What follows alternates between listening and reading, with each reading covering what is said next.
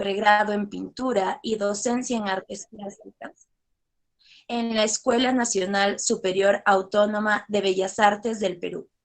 De igual manera, cursos de estudios de teología en la Facultad Bautista de Teología. Continuó perfeccionando y realizando estudios de posgrado como el diplomado en semiótica y literatura en la Universidad Nacional Pedro Ruiz Gallo.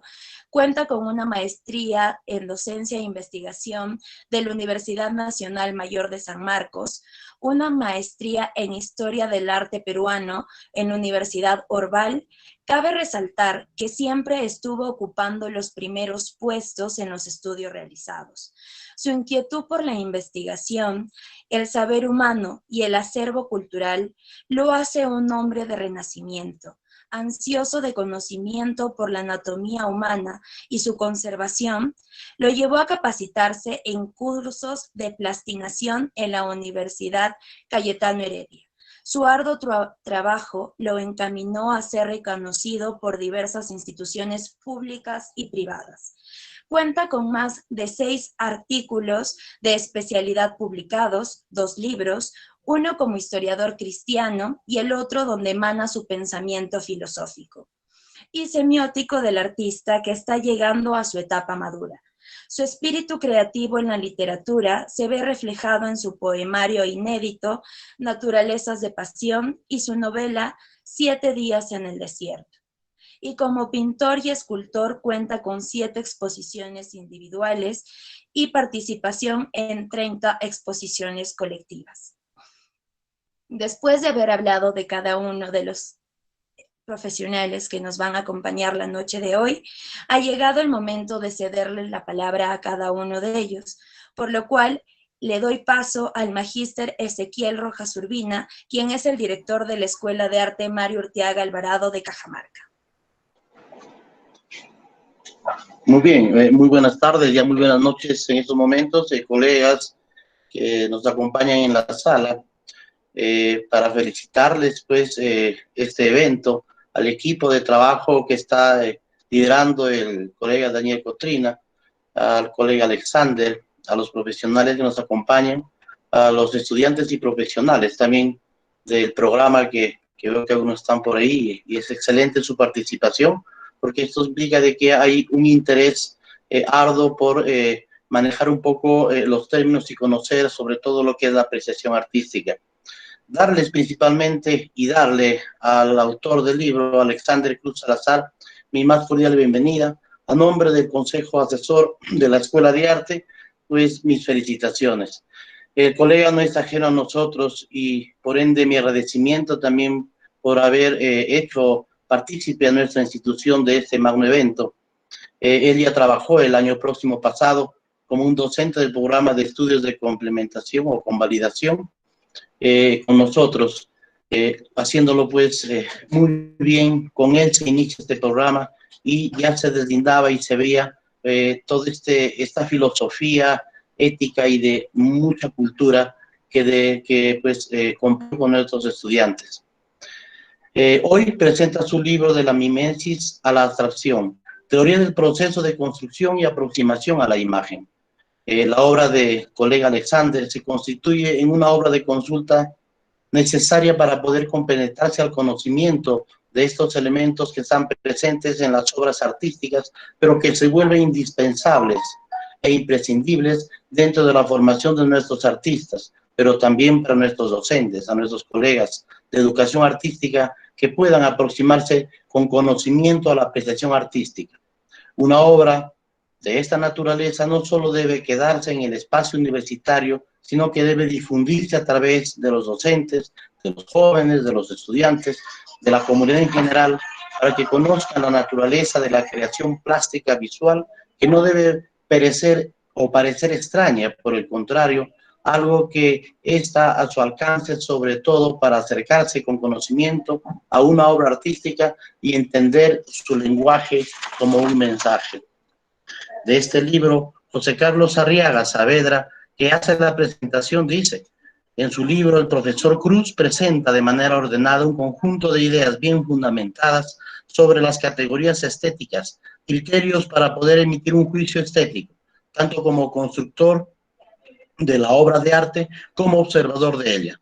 Esto es importante porque deja claro que la obra misma es una realidad material, un hecho que existe y que sus valores se encuentran en sí misma y no en el argumento que lo respalda. Argumento en muchos casos pueden ser coartada para sobrevalorar cualquier objeto. Permítame darle nuevamente mi más cordial bienvenida a nombre de toda nuestra institución y de manera personal, mis grandes felicitaciones al colega Alexander. Gracias. Muchas gracias por sus palabras, Magíster Ezequiel. A continuación, los comentarios de la doctora Lucy García, quien es la directora de la Escuela de Arquitectura de la Universidad Católica Santo Toribio de Mogrovejo de Lambayeque.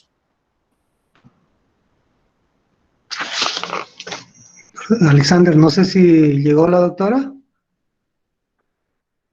Prende tu micro, por favor. Está con problemas de red, me dice. Le estoy mandando un mensaje de texto así normal. Me dice que tiene problemas de red. Que entra y se le va, dice. Ya. Bueno, continuamos. Entonces damos paso al licenciado Daniel Cotrina Rowe, quien es el director académico de la Escuela de Arte Mario Urtiaga de Cajamarca.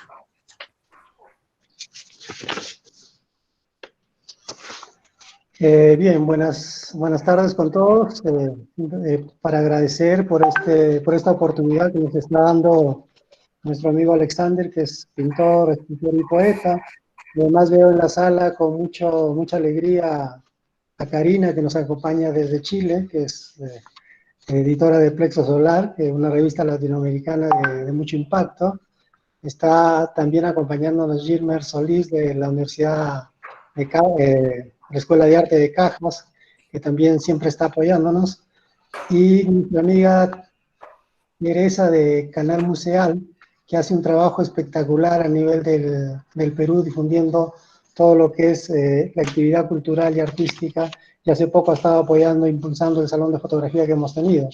Gracias por estar acá y gracias a todos ustedes que nos están acompañando, a los estudiantes de estudios regulares, a nuestros estudiantes también de cursos de complementación y nivelación que estamos haciendo. Realmente es importante estar en este momento para poder presentar el libro de la mimesis a la abstracción, teoría del proceso constructivo y una aproximación a la imagen. No es usual en nuestro medio las presentaciones de libros que aborden la creación artística partiendo de fundamentos filosóficos que nos permitan aproximarnos a los principios que la rigen para lograr la belleza. Como dice Eco, en su Historia de la Belleza, bello, al igual que gracioso, bonito, o bien, sublime, maravilloso, soberbio y expresiones similares, adjetivos que utilizamos a menudo para calificar una cosa que nos gusta. La belleza ha sido el leitmotiv para que Alexander escriba este libro, que es el resultado de sus investigaciones, de sus experiencias artísticas y docentes, para tratar un tema que tiene multiplicidad de interpretaciones que la estética aborda desde sus orígenes hasta nuestros días. Este libro centra su atención en la imagen, su elaboración, significación como las connotaciones intrínsecas vinculadas a la sociedad y época en que se crearon. Pone especial interés en las categorías estéticas como los medios que hacen posible la construcción y producción creativa del artista al permitirle ordenar, jerarquizar los elementos cínicos plásticos como propone Alexander. A la vez nos permite develar el trama sobre la que ha sido estructurada una obra, desde la percepción de los elementos formales a los que ha recurrido el artista. De esta manera se puede entender su dimensión operacional. Cito a Alexander, abro comillas, cuando hablamos de la dimensión operacional decimos que son las herramientas técnicas capaces de producir algo que no estaba allí, algo nuevo, que interactúa como una comunidad determinada. Cierro comillas. Propone que el entendimiento de esta dimensión operacional es imprescindible para las representaciones sensoriales que transitan por momentos característicos, empezando por la mimesis o imitación, como denominaba Aristóteles, para luego concretar la obra en un segundo momento o poesis, pasando por una tercera categoría denominada ilusión estética o apate, para concluir en la catarsis. Estos momentos no están aislados, sino que se concatenan y de esta manera hacen posible la creación y su entendimiento. Elementos que son desarrollados amplia y de manera consistente, además de forma didáctica, ya que se aclaran con ejemplos prácticos en los que se muestran obras de artistas de diversas épocas como obras propias que ilustran al objetivar el discurso del autor. En el capítulo 2 aborda detenidamente la mimesis y coincidimos cuando indica que es la manera como se aprende en las escuelas. El arte, es decir, cuando los artistas procesan y reinterpretan la realidad, sobre todo en esta capacidad de reinterpretar es en donde me parece que sí hay que poner énfasis para no entender que la mimesis simplemente sea una copia literal de la naturaleza, sino más bien una recreación que pasa por este proceso artístico que elabora el creador. Es decir, cuando los artistas procesan y reinterpretan la realidad, resalta el proceso constructivo de la imagen, dentro de lo que destaca uno que me llamó la atención, que es la selección de la realidad, que explica tomando como ejemplo la pintura Funerales de Atahualpa, del maestro Ignacio Merino, artista académico del siglo XIX, que emigró de nuestro país para formarse en Italia, gracias a una beca otorgada por el gobierno peruano. Realizó esta obra monumental en Europa con la intención de donarla al Perú en retribución al apoyo que recibió. Alexander Cruz realiza un análisis semiótico minucioso de la obra que nos aporta una lectura diferente a las meramente descriptivas que han dejado de lado el esfuerzo de Montero por connotar de manera simbólica su lectura particular de uno de los hechos que cambiaron nuestro destino como cultura. Es ver al Inca intermediario entre lo divino y lo terreno, tendido horizontalmente. En este sentido, la obra se descubre y descubre al artista en su abordaje histórico, en la escena que construye visualmente. Esta pintura es una obra fundacional en el tema, elaborado dentro de las exigencias académicas de la época de Montero. El libro se va estructurando sobre estos elementos que son tratados secuencialmente como parte del proceso creativo de los artistas, donde la forma, el color, el movimiento, la composición, la organización formal, la unidad, la variedad y el equilibrio como parte de este lenguaje visual son elementos presentes en la creación que el artista debe conocer y aplicar. El tercer capítulo está referido a la poesis como materialización de la obra, la creación, valiéndose del uso de la técnica y la tecnología que están a disposición de los artistas. Aborda la transición visual de lo conceptual, así como el lenguaje y sus valores comunicativos. En el cuarto capítulo se centra en la ilusión estética, deteniéndose en la perspectiva, este invento revolucionario maravilloso que brindó a los artistas un método para dar la ilusión de profundidad en el formato bidimensional, método que fue mejorado con el aporte de creadores como Leonardo da Vinci. Concluye el libro con el capítulo 5 en el que se refiere a la catarsis, término acuñado por Aristóteles, que en griego significa purificación. Incide en la catarsis visual y conceptual y concluye con la función social del arte, de donde leo la siguiente cita. Una obra es un texto artístico visual, es viva en su lenguaje se basa en la comunicación, es un tejido homogéneo que la mayoría de las veces profana en silencio a una sociedad adormilada, una sociedad llena de analfabetos visuales. De la mimesis a la abstracción, es una entrega valiosa para todos los interesados en el arte, explicada por un artista cuyo mérito es que ha surgido después de muchos años de experiencia y de reflexión de su autor, con un sólido fundamento visual por el manejo de fuentes teóricas imprescindibles. Esta presentación a la vez es motivadora principalmente para nuestros estudiantes, porque abre caminos en líneas de investigación.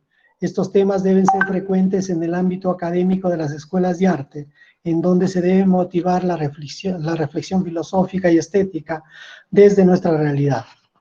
Felicito a las autoridades de la Universidad Católica Santo Toribio de Mogrovejo de Lambayeque por la edición de este importante libro, que ya integra su fondo editorial, además de ser el centro donde Alexander Cruz dicta cátedra. Esperemos que esta publicación sea la génesis de otras, que sigan abordando temas de arte poco frecuentes en las publicaciones nacionales y especialmente en las universidades. Gracias.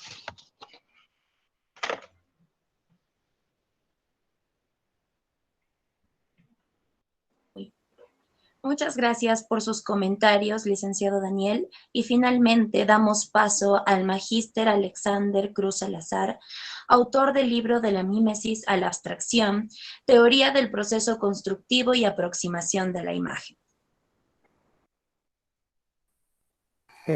Buenas tardes con todos.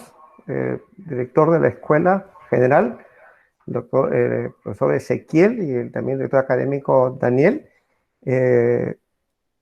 Recuerdo hace algún tiempo atrás que fue a la universidad con el motivo de buscar para alguien dicte este curso, ¿no? Y entonces le dieron mi número y ahí se entabló una amistad, una relación. A partir de aquel entonces ya conocí a algunos chicos en la escuela ¿no? Y vi el interés de muchos alumnos, ese deseo de aprender. Inquietud que siempre estuvo ahí también dentro de mi trabajo, porque normalmente he visto mucho material de arte, pero como ustedes lo conocen también, de artes visuales, pero mucha imagen y poco texto, ¿no? Y básicamente esos temas de arte lo cogían los filósofos y decía, ¿y los artistas por qué no escriben? Eran pocos los artistas que han escrito sobre estos puntos, ¿no? Algo que siempre me inquietó, ¿por qué los artistas no podían escribir si son los creadores, son los hacedores, tienen la experiencia, ¿no? Y el filósofo simplemente medita, piensa y está razonando, pero no conoce el problema. Cuando estaba haciendo la maestría en Historia del Arte, donde también el profesor Daniel estuvo también ahí estudiando, en Norval, con la Católica, conocí también un escultor, también egresado de Bellas Artes, y él estaba haciendo una investigación sobre cerámica, y él me decía algunas cosas que yo recién entendía sobre ese caso, y decía, y los arqueólogos no lo entienden porque no saben cómo es manejar la tierra. No saben cómo manejar la tierra, ellos hablan, pero nunca han manipulado la tierra, no saben los procesos. De la misma manera, los filósofos hablan, pero nunca han manipulado un pincel. Nunca han construido una imagen. Se imaginan cómo construir una imagen. Y la prensa también juega otro rol importante en donde difunde imágenes que no son obras de arte. Y las confunde como obras de arte. Hay un capítulo, en el capítulo de la poiesis que estoy hablando, yo pongo el ejemplo de que hoy día la prensa promueve pues a elefantes pintando, perros pintando, gatos pintando, ratas pintando y toda esa cosa. Y dicen que son obras de arte. Ponen a una bebé, una niña de 5 años, ¿no? Entonces, ¿para qué estudié 6 años, 5 años en la escuela? Y dicen que son obras de arte. Nunca una obra de arte va a ser una pared pintada, una mancha en cualquier soporte, sin que no haya pasado por todo un proceso constructivo. Lo que nos ayuda a nosotros, el arte, que hay un proceso constructivo. Quizás en algunos sea intuitivo ese soporte, esa construcción, pero sí hay un soporte, hay una estructura, hay capas estadigráficas en el proceso constructivo. Y eso es lo que yo trato acá, denominándolas como categorías. Y otro aspecto que he visto también, ¿no? Con el tiempo, más muchacho, y ustedes también han visto, salían, ahora ya no se llaman así, gracias a Dios. Gracias a Dios ya no se llaman así. Antes se llamaban estética unisex. ¿Se acuerdan, no? Voy a la estética unisex, a las peluquerías. La estética es la ciencia que estudia las relaciones de belleza y fealdad. Y creían que estética unisex era, ¿no? Entonces podríamos decir matemáticas unisex, ¿no? Porque la matemática es la ciencia. Entonces, el concepto se había deformado. Y no solamente el concepto deformado, sino también de una manera de que ha llegado de formación dentro del campo de muchos artistas, considerándolo como la estética como sinónimo de belleza. ¿No? La estética no es sinónimo de belleza, porque pudiéramos ver una obra del Bosco que no tiene nada de bella, pero son estéticamente bien construidas, ¿no? Entonces, hay conceptos equivocados que se manejan dentro de muchas escuelas. Yo me egresé de la Escuela de Bellas Artes de Lima, también algunos conceptos equivocados, de muchachos no, quizás habían conceptos que estaban ahí fluctuando en la mente para poder entender.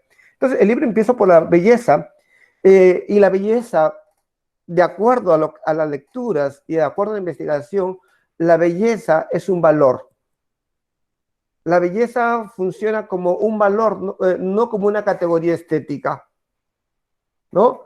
¿Por qué valor? Porque determinamos si algo nos gusta o no nos gusta. Y tendemos a decir que la belleza es relativa. Relativizamos todo. En este tiempo de relativismo decimos que la belleza es relativa. Pero si es algo que nos agrada a nuestro gusto, dice Tomás de Aquino, la belleza es algo que nos agrada a nuestro gusto, que tiene que estar relacionada con el bien, entonces no es la belleza relativa. Lo que aprecia, nuestra percepción es relativa, mas no la belleza. La belleza es un absoluto. Porque ¿quién puede decir a un bebé que es feo? El bebé es feo. No, el bebé es hermoso en todo tiempo. Todos dicen el bebé es hermoso y exclaman, sí, el bebé es hermoso. Entonces, el bebé como belleza se transforma en un absoluto. Nuestras percepciones gustativas, lo que escribe David Hahn, nuestras percepciones gustativas, esas son relativas. Entonces, a veces confundimos esos conceptos, ¿no? Creo que David Hahn hizo más mal al arte que otros, ¿no? Entonces, Humberto Eco aclara algunas cosas en sus dos libros que tiene, ¿no? De Historia de la Belleza y Historia de la Fealdad. Pasando por la mímesis, las escuelas de medicina, las escuelas de arquitectura, las escuelas de artes plásticas, todas las escuelas de arte, se aprende a través de la mímesis, que significa la representación. Y la representación no es, ¿cómo se llama?, copiar las cosas, es una interpretación, ¿no? A partir de, ¿no? Porque le tenemos nuestra propia característica, nuestra propia percepción que nos permite interpretar de una manera, ¿no? Se aprende de los grandes maestros en las escuelas, ¿no? Se continúa y se repite y procesa hasta que logres una identificación. Entonces ordenó a la estética con 4 categorías, ¿no? Entonces, 4 categorías planteadas a partir del ser, como dice Harman, ¿no? Lo que podemos hacer, lo que podemos representar. Entonces, la mímesis es lo que podemos representar. Y pasamos a otra categoría, ¿no? Que es la poiesis. La poiesis es esa categoría de poder transformar el hecho, ¿no? Es ahí donde se recurre a la técnica, se recurre a la tecnología.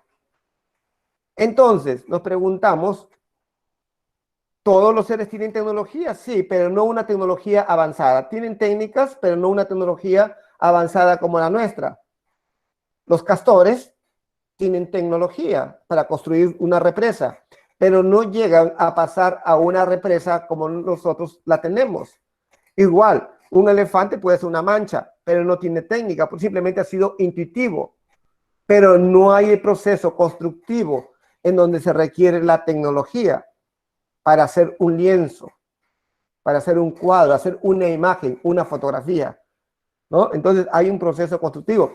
Después de ese proceso constructivo, y yo menciono en el libro que no son aislados, sino están entrelazados unos a los otros. Tenemos el ápate o la ilusión estética. ¿Qué queremos lograr, no? Y muchas veces los artistas recurrimos pues a la perspectiva, ¿no? Y en el libro recojo la perspectiva de nuestros ancestros, los moches, cuando se dicen, no, los antiguos peruanos no conocían la perspectiva, sí conocían la perspectiva, y está ahí en el libro, ¿no? Con evidencias. Entonces, usamos la perspectiva para generar efectos visuales, ilusiones ópticas, para que las personas crean lo que está ahí. Entonces, la palabra ilusión viene del latín illudere, que significa engaño. Picasso decía que los cuadros eran una gran mentira, que nos aproximan a una verdad. Esos son los cuadros, ¿no? Son mentiras que nos aproximan a verdades. Pero creamos a través de la ilusión, del illudere, ¿no? Usamos básicamente la perspectiva.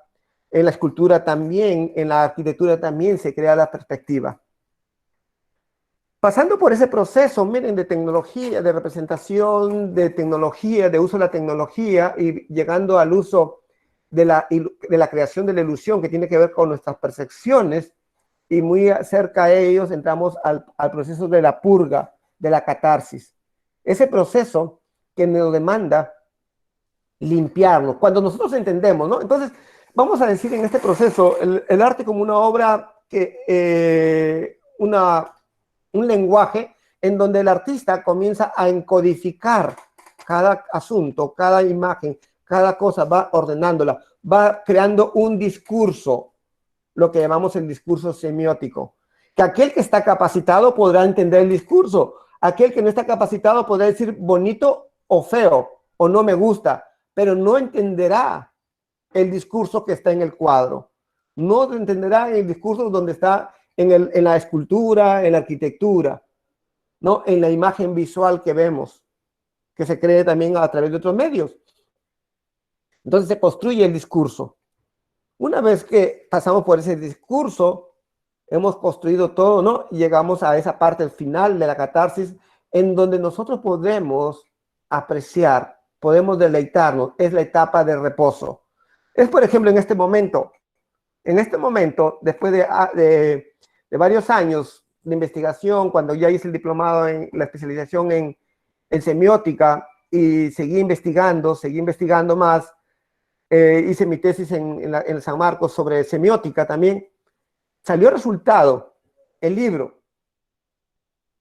Entonces, ahora lo que estamos viviendo es ese momento de catarsis, ese momento de limpieza, que tiene que ver el diálogo del autor con su obra creada, ¿no? Ese catarsis y el proceso de purificación. En ese proceso de purificación, entonces, entra nuestra tarea. La tarea de nosotros, yo uso una palabra de un teólogo alemán, Rudolf Buchmann, que habla de la desmitologización del mito. Entonces, el artista tiene una función de desmitologizar el mito, ¿no? Porque se crean muchos mitos a través de la historia, y esa es la tarea. Y yo, por ejemplo, he presentado algunos cuadros en donde se han tratado de mitos y se han construido, ¿no? El último Inca, mi mamá la cajamarquina, no se sientan mal, ¿no? Dice Atahualpa. El último Inca, según las crónicas históricas, no fue Atahualpa, fue el rey de España. Ahí está, en el libro menciona al último Inca, rey de España, y está ahí el cuadro con documentos. Entonces, esa es la tarea, ¿no? La desmitologización del mito. O en el cuadro de Leda y el cisne, en el cuadro que menciono de los funerales de Atahualpa, en donde el sacerdote se pone como el puente, porque los dominicos eran los primeros inquisidores que llegaron al país. Ellos administraban la Inquisición. Ellos decidían si tú eras salvo o no eras salvo. Te salvaban o te eliminaban. Por eso se pone como el puente en medio. Cosas así que a veces está ahí, el pintor está lanzando, pero el que tiene el código lo puede descifrar. El que no tiene el código dice, qué hermoso cuadro y gigantesco cuadro, majestuoso cuadro. Sí, la obra es majestuosa y grandiosa, pero el artista ha dicho otras cosas. Es por eso que muchas veces dice, hay que desconfiar del artista cuando plantea en su obra algunas cosas medio raras. Sí, porque el artista tiene la capacidad de poder trascender y llevar las ideas a alguien que entienda, ¿no? Y en este sentido, podemos decir del cuadro me gusta, no me gusta, ¿no? Como parte de mi catarsis, pero no es el todo, ¿no? Y hay una cosa que también proceso en el libro, es que debemos de quitarnos ese concepto de decir me gusta, no me gusta, sino que si la obra está bien planteada o bien organizada, bien construida, ¿no? Entonces, a partir de eso, esa es la idea, de que tengamos una herramienta, todos los que estamos involucrados en la construcción de imágenes, tengamos una herramienta de poder decir, así se hace una obra de arte. Porque muchas veces, tú tienes, porque tú naciste así, por acá y todas esas cosas, ¿no? Entonces, básicamente, eso es lo que quiero decir en el libro, ¿no?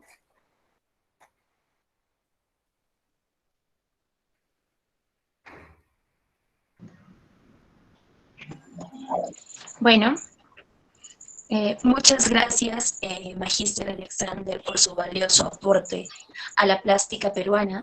Y en estos momentos vamos a dar espacio al público asistente para que puedan formular sus preguntas, ya sea mediante el chat o directamente por audio. Pueden encender su micrófono e iniciar preguntando. ¿Hay alguno que tenga alguna pregunta referente a la presentación del libro?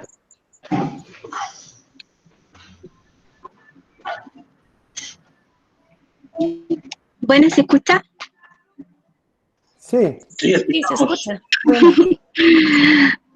Hola Daniel, hola Alexander y a todos por ahí de Chile. Y mi nombre es Karina García. Y bueno, quería hacer algunas reflexiones que estaba diciendo Alexander. Por ejemplo, cuando yo concuerdo contigo de que no hay como escritos del pintor. Falta todavía, de hecho, los poetas en algún momento, finales del 19, escribieron más de arte que los mismos pintores.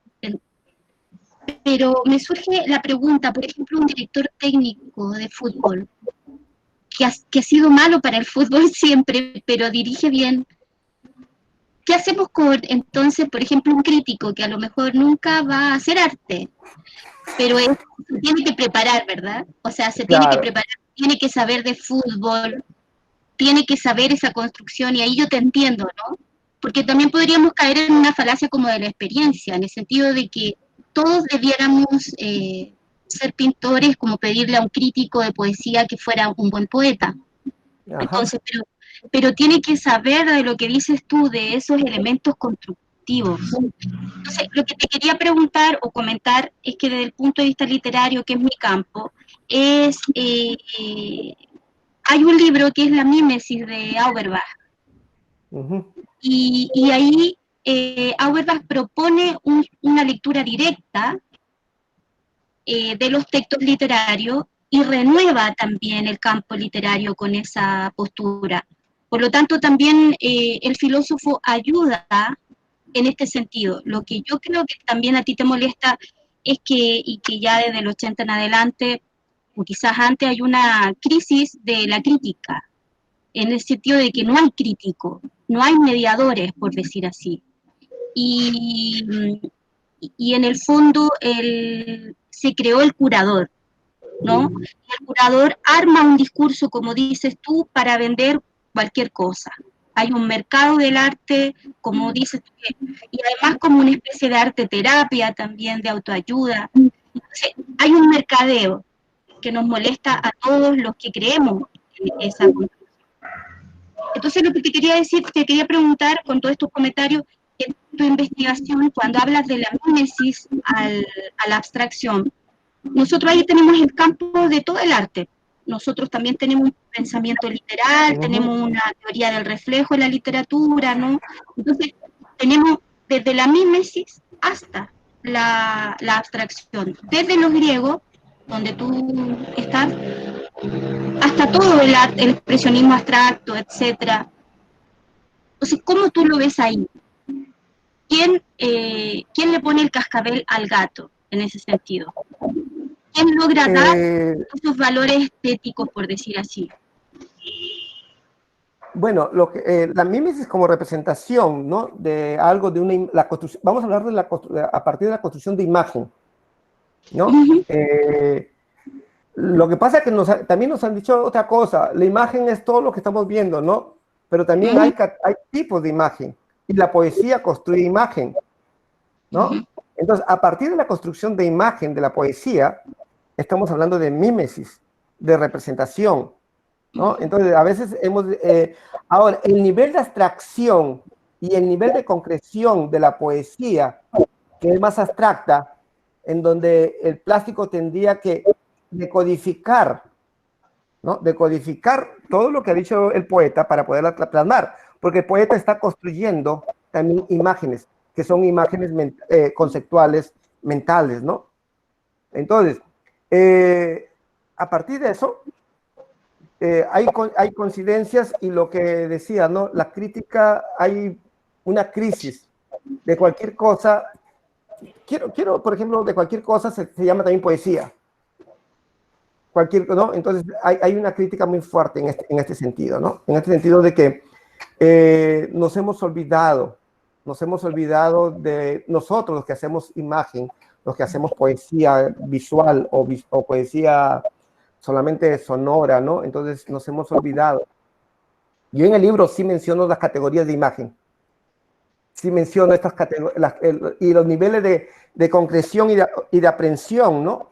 Y el nivel de reconocimiento.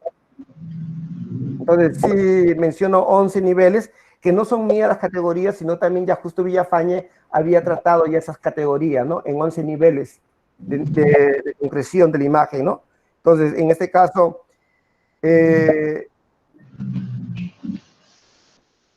¿dónde está la poesía, no? Es una descripción, ¿no? Está entre los niveles descriptivos. A pesar que la poesía pueda tener muchas metáforas, mucha retórica, es a un nivel descriptivo.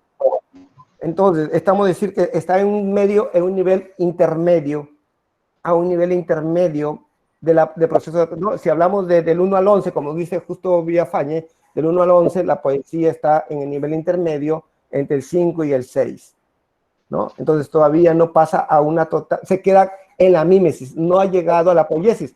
Entonces, quiere decir, por ejemplo, la poiesis, el término poiesis se utiliza posteriormente para designar a la poesía, ¿no? Porque la mímesis solamente, la poesía quedaba atrás, ¿no? Dentro del relato griego todo, pero de ahí la poiesis pasa posterior, muy posterior a los griegos, pasa la poiesis para entender como poesía, ¿no?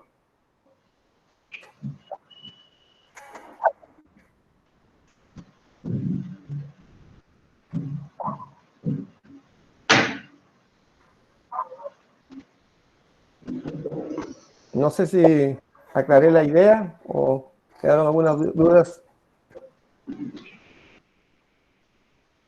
Sí, gracias. Gracias. Para seguir conversando. Sí. Gracias por su pregunta. Bueno, ¿hay alguna otra consulta?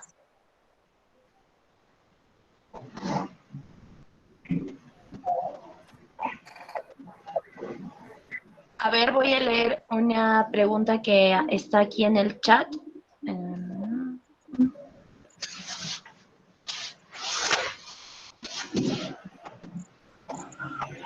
Bueno, tenemos una pregunta del profesor Roberto Chilón de la Cruz, el cual nos menciona que la belleza es la forma de la finalidad de un objeto en cuanto es percibida sin la representación de un fin.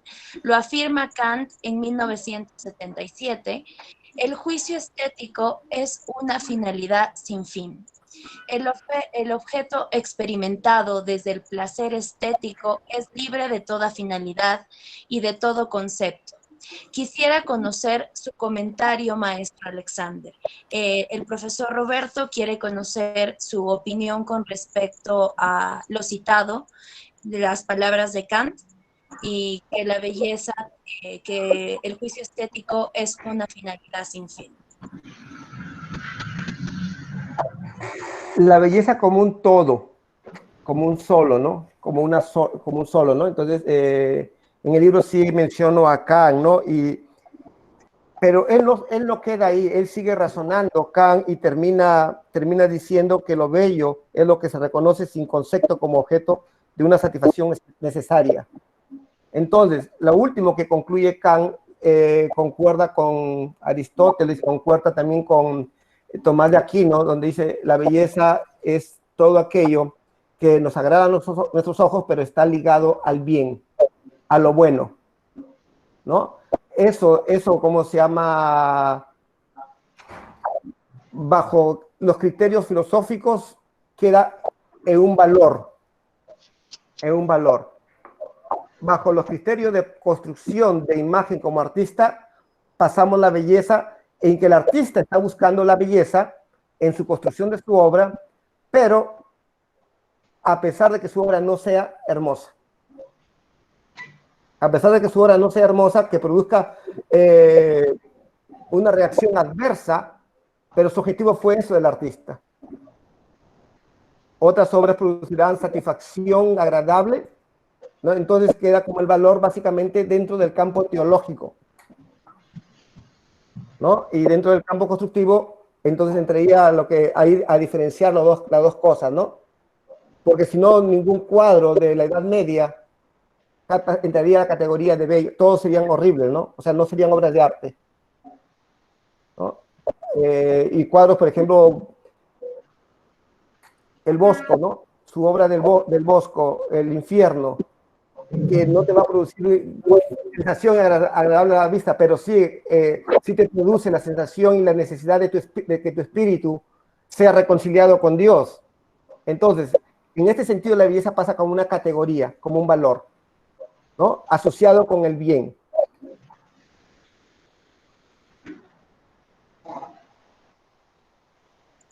Bueno, espero que la consulta del profesor Roberto haya sido aclarada y en caso haya otra consulta pueden encender el micrófono o hacerla mediante el chat.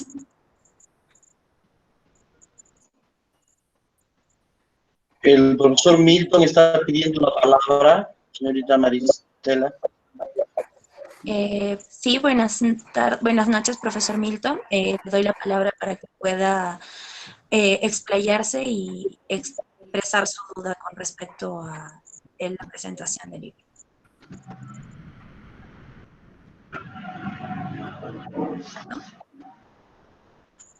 Karina ha pedido la palabra. Me equivoqué. Bajé la mano.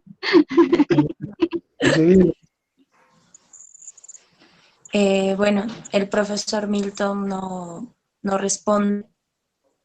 En todo caso, puesto que ya no hay más consultas, quisiera agradecerles mucho por su asistencia e interés.